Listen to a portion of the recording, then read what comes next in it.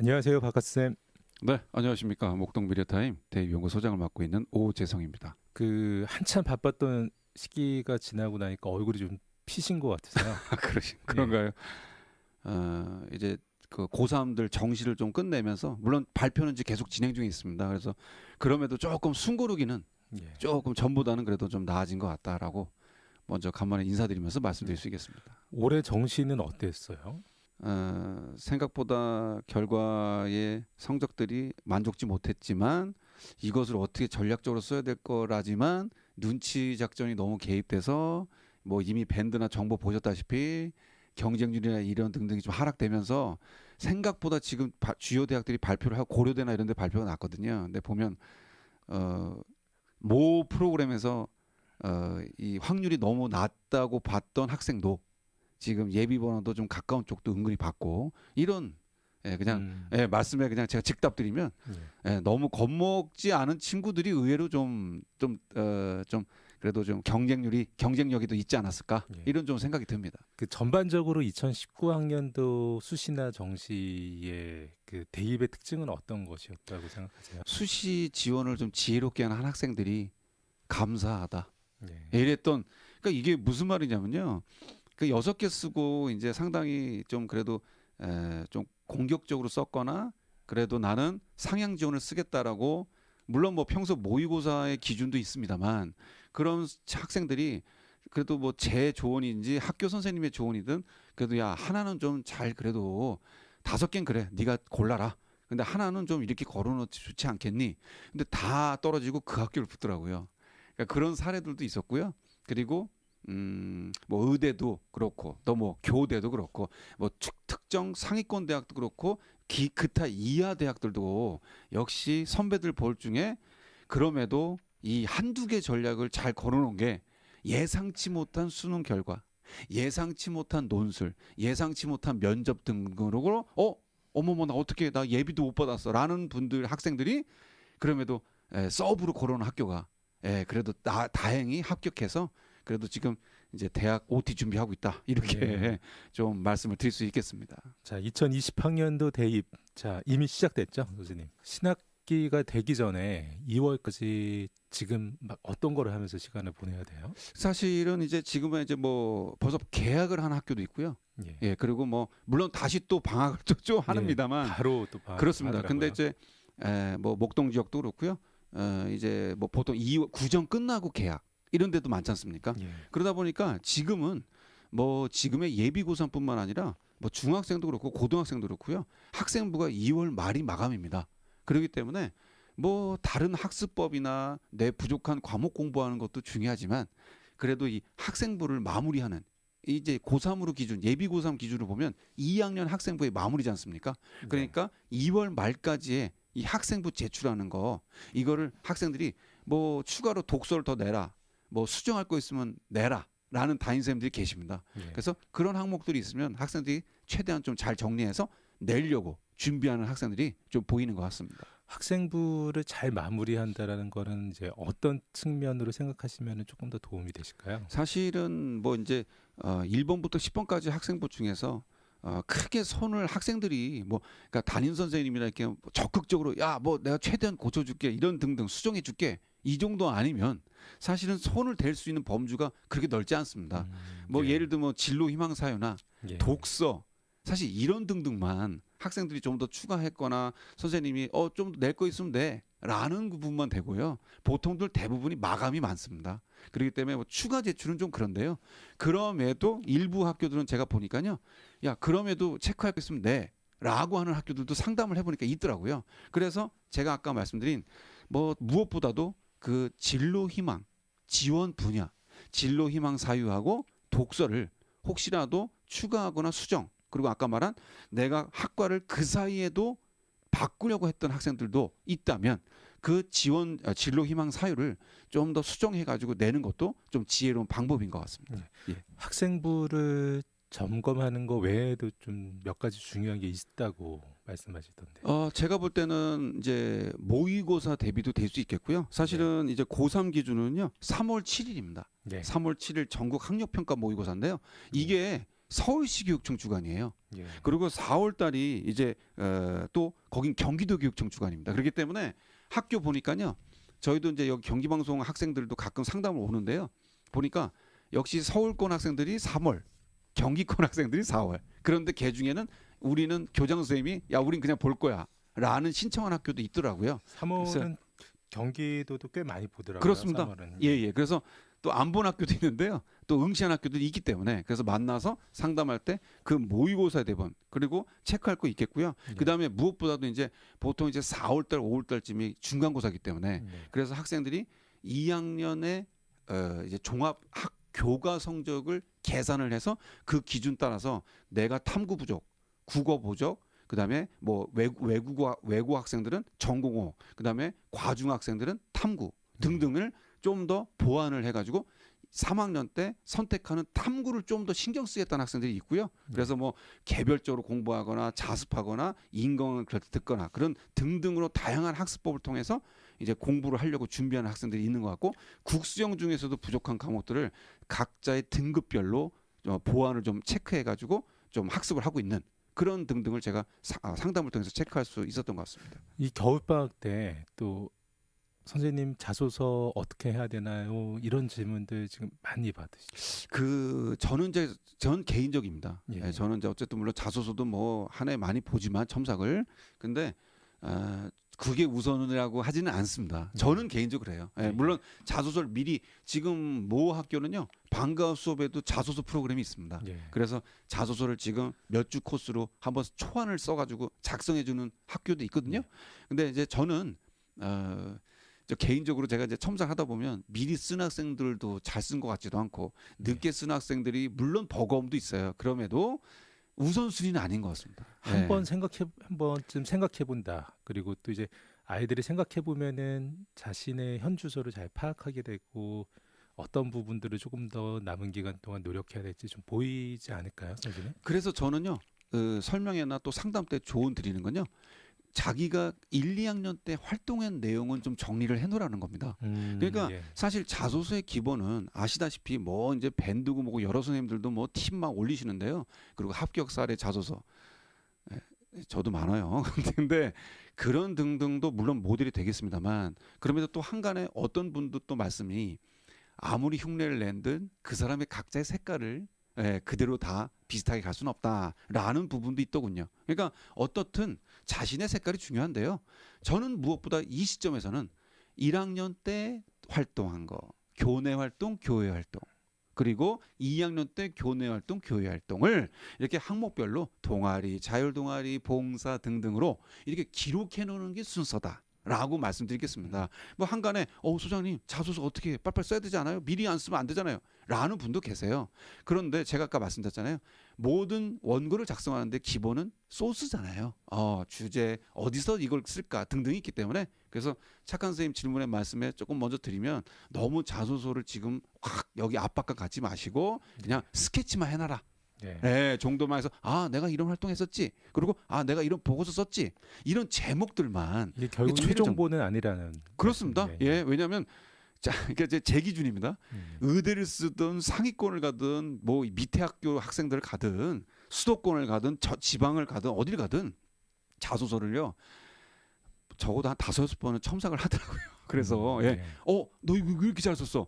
너 어느 학교 선생님이 봐줬니? 뭘 봐줬니? 이런 경우도 있습니다. 그럼에도 좀 빈틈 아닌 빈틈도 많이 있더라고요. 그러니 미리 쓴다고가 이게 먼저 우위를 보이는 건 아니다라고 자소서 부분은 좀 조언을 말씀을 드릴 수 있겠습니다. 3월 7일 말씀하신 그 연합 학력 평가, 자 이것을 어떻게 의미를 받아들이는 게 좋을까요? 결과에 대해서. 그 사실은 3월의 모의고사를 은근히 기대하면서 내 겨울방학에 대한 확인. 그렇죠. 그리고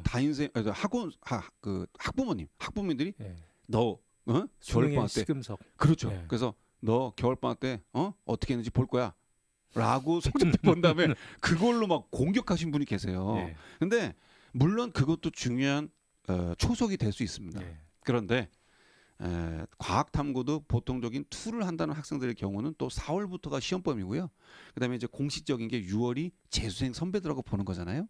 그러니까 저는 개인적으로 그리고 3월 달은 범위가 거의 2학년 겁니다. 그렇기 때문에 이거를 물론 체크는 할 수 있습니다. 뭐 올랐네, 뭐 잘했어, 이런 등등 되는데요. 저는 국수형보다 무엇보다 저는 그러니까 다 제 기준이지만 영어하고 탐구 과목 먼저 점검하면 좋겠습니다. 예, 네. 그러니까 왜냐면요, 제가도 일전에도 많이 말씀드리지만 그냥 여전히 수학, 여전히 국어 이렇게 좀 뭐라 겁을 낸다고 하지만 부담도 되는 게 이 2과목을 더 많이 갖는 건 사실인 것 같아요. 예. 그리고선 탐구나 영어는 약간 영어 절대평가니까 약간 방심하고 탐구는 나는 아직 3학년 때 선택한 게 아니야, 이런 등등도 있어서 좀 미흡하게 탐구를 여전히 제가 어제까지 상담을 했는데도요, 여전히 탐구에 이 정리를 못한 학생들이 아직도 많더군요. 그렇기 때문에 저는 이 겨울방학 동안에 준비한 것에 대한 체크를 3월 달에 영어와 탐구로 한번 체크하는 걸로 하시고요. 그리고 국어와 수학은 역시 이건 단시간 내에 되는 게 아니지 않습니까? 그렇기 때문에 좀 유평의 포커스로 6월 모의고사, 수능 모의고사로 포커스를 맞추면서 예. 학습법을 대비하는 것이 좀 현명하지 않겠나, 좀 말씀드릴 수 있겠습니다.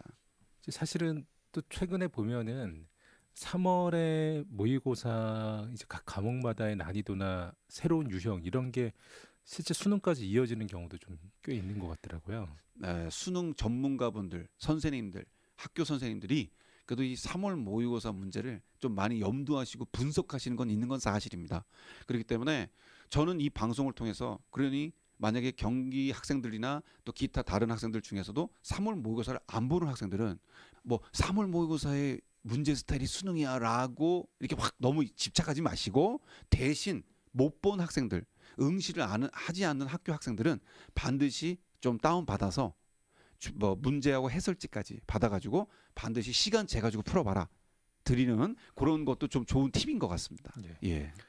3월 모의고사 이제 잘 치르고 그 점검하다가 보면은 중간고사가 닥치는 거죠, 선생님. 그렇습니다. 예. 그래서 아까 제가 말씀드린, 그래서 사실 4월 모의고사 보는 친구들이 사실은 물론 뭐 빨리 보는 학교도 있습니다만 보통 이제 4월 중순 말 5월 초 이렇게 보거든요. 근데 이제 그런데 저는 어쨌든 4월도 뭐 아까 말씀드린 3월의 스타일이냐 4월이 중요하냐고 떠나서 모의고사는 고3 때는요 다 중요합니다.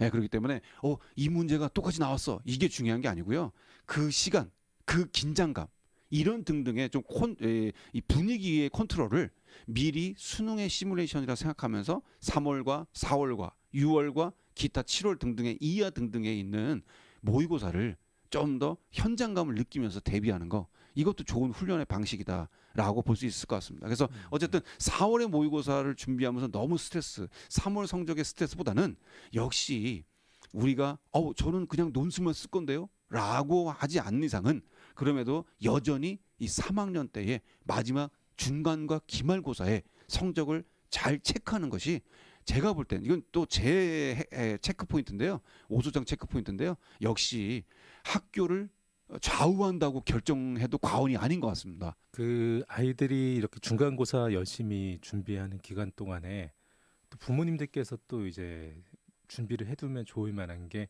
선행학습 영역평가 보고서가 이제 공개가 되는 거죠, 선생님? 예, 그렇습니다. 그래서 사실은 보통 이제 한 3월이나 4월 예. 이쯤에 이제 이게 뭐냐면요, 청취자분들 선행학습 하라는 거예요? 그게 아니고요. 이제 그 교육부에서요 학교들이 면접과 논술과 이런 문제들을 공개하세요. 예. 대체 어디서 뭐가 나온 겁니까? 라는 거를 이게 오더를 내린 겁니다. 그러면 그거를 이제 제 기억이 한 3, 4년 정도 된 것 같습니다만 예. 그러면 이제 학교 홈페이지에 그거를 이제 올리게 돼 있습니다. 그러면 그걸 보고 이제 논술이나 그다음에 면접 등을 대비하는 학생들이 이제 많아지고 있는 거죠. 학교에서도 그걸로 훈련을 시키고요. 그래서 말씀하신 대로 이제 그런 문제들이 그때 오픈이 되면은 홈페이지나 이런 거 아마 이제 또 밴드나 뭐나 아주 공유 많이 될 겁니다.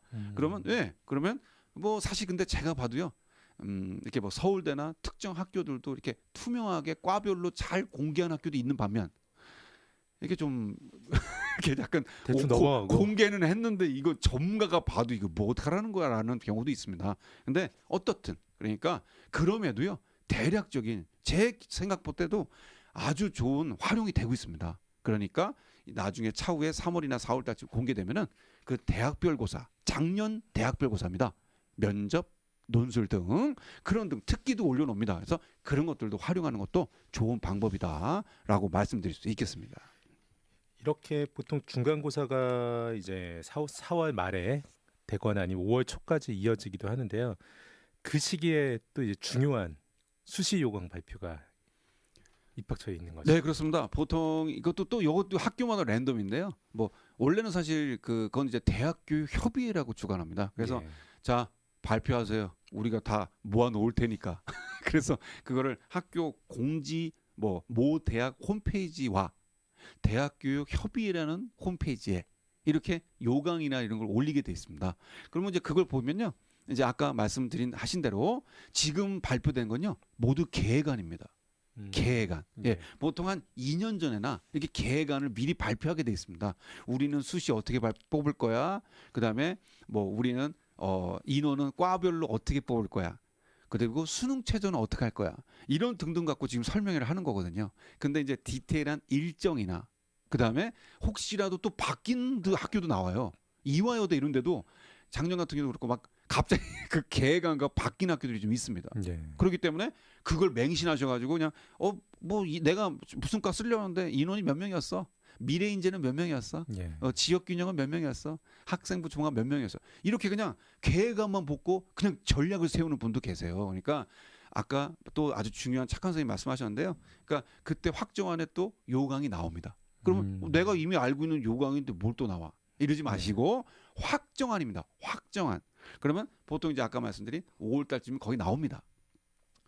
늦게 발표한 학교도 있어요. 그리고 예, 면접 날짜도 그냥 무슨 거의 10월 달 가서 나오는 경우도 있습니다.